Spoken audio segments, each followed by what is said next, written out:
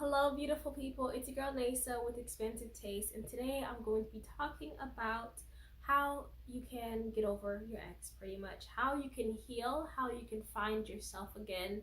Experiencing heartbreak can be very, very painful, and it can feel like your whole world is crumbling. I have had a few experiences where my heart has been broken. I would say at least three solid experiences where it's like, yeah, this was like a crying every single night for like a month kind of moment at least. But I can say the third time was the charm because the bounce back from that, it's like no other before. Yeah, so I have mastered the ability to heal from heartbreak, at least when it comes to when the relationship is over in bad terms. If someone died, that's a whole other heartbreak situation. But definitely breakup, I know the tools. I have the tools now, and I'm going to share them with you.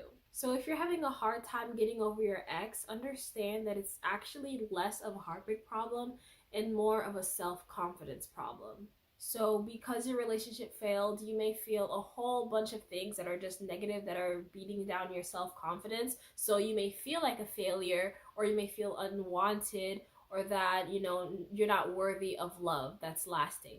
So we're not talking about the surface level stuff about how you need to block your ex and delete all the pictures you have together. No, we're gonna get into what's actually the problem, which is you don't feel confident about yourself anymore. You don't feel like a whole person anymore. And we're gonna talk about how you can fix that and start to feel more confident and really glow up and recover to the fullest degree and become the highest version of yourself after this heartbreak. So I'm going to need you to write three different lists. The first list is that you're going to write about all the things that that person did wrong. You're going to write all those negative traits, every single thing that hurt you that that person did and said, every single thing that just was wrong, every single pet peeve, everything that they said to someone else that seemed a little bit off. You're going to write as many moments as you can about all the times you should have seen the red flags. You're going to make sure that that is all together in one spot. I mean, it could be multiple spots, it could be pages, whatever, a video here, a notepad there, an audio recording here.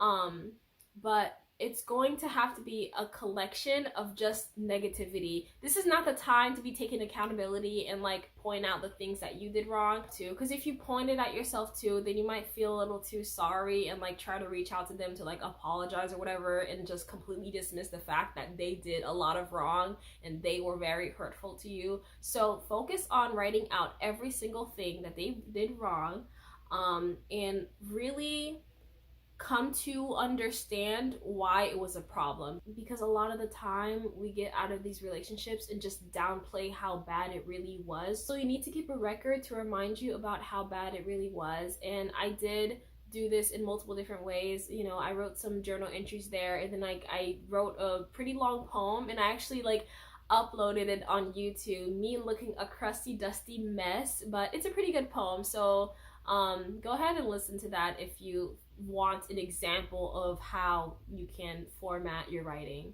This list is there so that in instances where you start to reminisce or miss the other person, you can go back to that list and remind yourself oh yeah, he did this, she did that, and it was really hurtful and it was terrible and it was very toxic, and I don't want to be a part of that anymore. So this is why I shouldn't send that text. This is why I shouldn't respond to this message. This is why I should just move on and not think about this person again, because that is not where I'm trying to be right now.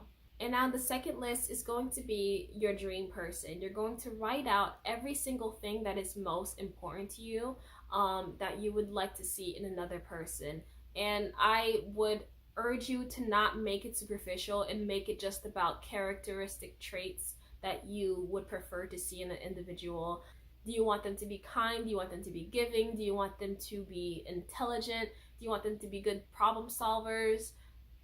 Do you want them to be patient and have the ability to stay calm in difficult situations? Do you want them to be marriage minded? Do you want to have children with them? Go deep in your heart and actually write out what is valuable to you. Not just, is he 6 feet tall and how much money he makes. And this list is important for when you do actually start to date again. You need to make sure that any person that you meet meets this list exactly. They need to meet everything in that list. And again, nothing superficial, just about their character. Like right after my breakup, I ended up going on the date with someone who I instantly noticed that like was very pushy, and almost everything that came out of his mouth sounded like it might have been a lie. And so I knew that was not my person. He was giving me actual psychopath vibes. I had to block him immediately. Yeah, but not too long after that, I decided to write my list and not deal with anyone who wasn't in that range. And I'm not even kidding, like 2 weeks after writing that out, I ended up meeting my guy, which is my current boyfriend, and he meets every single thing on that list. So that was an amazing manifestation, and I don't think you should worry about like the timing of anything really, because some people might have felt like I ended up dating this guy so close to like when I actually broke up with the other guy or whatever. But there are no real rules to this world and how things are supposed to work. So if you end up meeting your soulmate like just a couple months after a big breakup, like it doesn't mean that it's wrong. Like you can still like say yes to what is there in front of you. You don't have to convince yourself to take more time when you know that you're ready for this next thing. And list number 3 is going to be everything that you envision yourself being. You're going to envision your higher self and write out everything that that person is. Like, what have they achieved? What do they look like? How do they dress? How do they talk? How do they present themselves? How do they feel? What do they have in their material world? You're going to write out everything that you want for yourself. I did mine in the form of a vision board. And it is a 5-year plan about everything I'm going to achieve and prioritize in order to become the best version of myself. This is like a 5-year plan, so it includes the things that are most relevant to me right now, because I know eventually I want to be a mom, but that's not in my 5-year plan right now. But yeah, I actually did this vision board while I was already starting to date my current boyfriend, because the thing is, like, a lot of people say that you need to heal by yourself and learn how to be by yourself. But if you know what you want and you know that you want a relationship, you don't have to heal by yourself. Like, relationships are there to help us. They can serve a great purpose, and you can choose to be with someone and actually like work together to grow together. You don't have to be complete and ready and packaged for the next person that comes. You can still be growing and progressing and learning with someone, next to someone, and see how they do their thing too. So you have your 3 lists. You have the list about how your ex sucked. You have the list about the person that you want to be with, and you have the list of the person that you want to be. So throughout this whole process, I want you to consider this one question.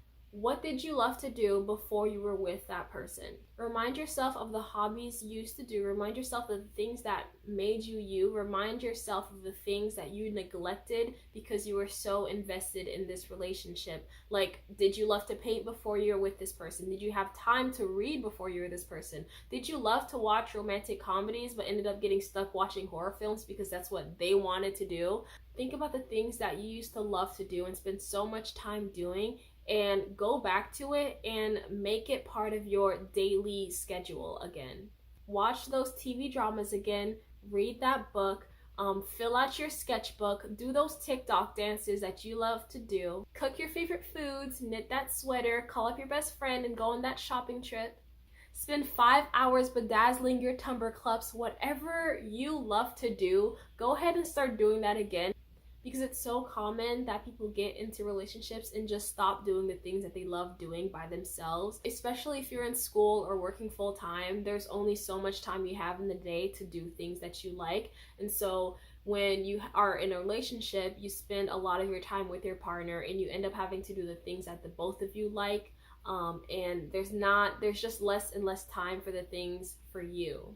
And I find that the best way to get out of your head when you're feeling down is to get into your body. When you let your body loose and get the movements flowing, it's just a whole lot easier to just forget about the things that were bothering you. For me, dancing releases so many happy feelings, so many endorphins. And you don't have to be someone who dances. You could decide to like jog or whatever. I don't know what you like to do. So like whenever I'd be feeling down, or just like whenever I had time after work, I would just go into the garage and, you know, play some music, and I would just take up the whole garage just dancing, and it was like such a fun time. And because of that, I was able to remind myself of who I am, and I was able to feel myself and just be in my body and be happy. So that was something that helped me. But you obviously have your own hobbies and things that help you feel, you know, fulfilled and happy. You know, maybe you just really love zoning out as you're painting, and that's your thing. Nurturing yourself in this way is seriously the key to reminding yourself of who you are and giving yourself that self-confidence. Like, this is how you show yourself love, and see how this is something that comes within you, and you don't need someone else to give that to you. It's just who you are, and you can give it to yourself whenever you want. You know, buy yourself flowers, take yourself out dancing, you know, all those things that Miley Cyrus said in that one song. So those are pretty much my main tips for you. Write out those lists and do the things that you love again, and you will start to glow again and find yourself in a much higher position than you were before. If you want to hear my tips on how to detach from trauma, then I have a video about that right there. So go ahead and watch that. It's very informational and honest, and I think it could really benefit you if that's something that you need. Thank you so much for watching, beautiful people. Thank you for making it up to this point. Make sure you like, comment, share, and subscribe. I really appreciate the interactions. They're very important to me. Thank you for watching. I send you my love. Mwah. Bisous.